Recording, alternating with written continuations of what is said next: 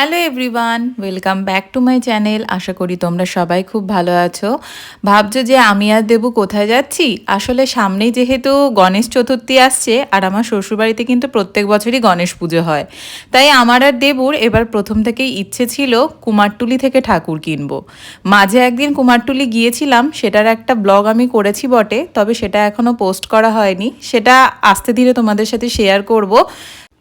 আমি আর দেবু সকাল সকালই বেরিয়ে পড়েছিলাম, তবে খুব সকালে বেরোতে পারিনি, যেহেতু ঠাকুর আনবো তাই জন্য বাইকে করে তো যেতে পারিনি। আমরা দুজন বেরিয়ে পড়েছিলাম সকাল সকাল। তো নোয়াপাড়া থেকে আমরা কিন্তু মেট্রোতে করে পৌঁছে গিয়েছিলাম শোভাবাজার সুতানুটি। ওখান থেকে আমরা কিছুটা পায়ে হাঁটলে কিন্তু কুমারটুলিতে পৌঁছে যাওয়া যায়। আর ওখানে বিভিন্ন রকমের গণেশ ঠাকুর দেখে কোনটা ছেড়ে যে কোনটা কিনবো সেটা আর মানে বলে বোঝানোর ভাষা নেই।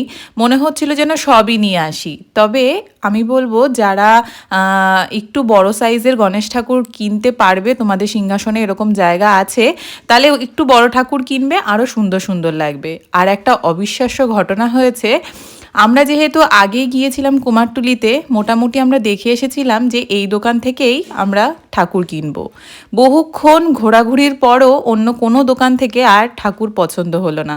যেখানে বলে গিয়েছিলাম সেই কাকুটা যেহেতু এতক্ষণ ছিল না, তারপরে হঠাৎই দেখলাম যে দোকানটা খুলেছে এবং আমরা দুজনেই ওখানে গিয়ে বললাম, কাকু আমাদের আর অন্য কোনো দোকানেরটাই পছন্দ হয়নি, তুমি আমাদের একটা গণেশ ঠাকুর দাও। তো আমরা ওখানে গিয়ে এবার বাল্য গণেশ এনেছি, আর গণেশটা এত সুন্দর।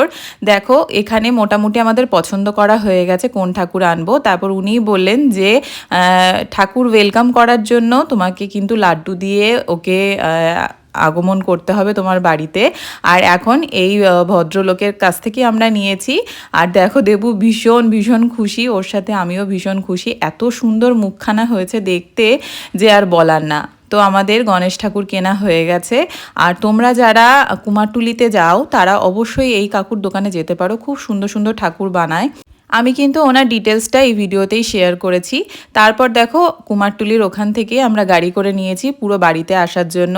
আর দেবুর ইচ্ছে ছিল যে মাথায় করে এবার গণেশ ঠাকুর বাড়িতে আনবে। আর যেমন বলা তেমন কাজ। জানিও তোমাদের এই মিনি ব্লগটা কেমন লাগলো। আর গণেশ পুজোয় তো মিনি ব্লগ আমি তোমাদের সাথে শেয়ার করবই। আমাদের গণেশ ঠাকুরের মুখখানা তোমাদের কেমন লাগলো অবশ্যই কিন্তু জানিও। টাটা।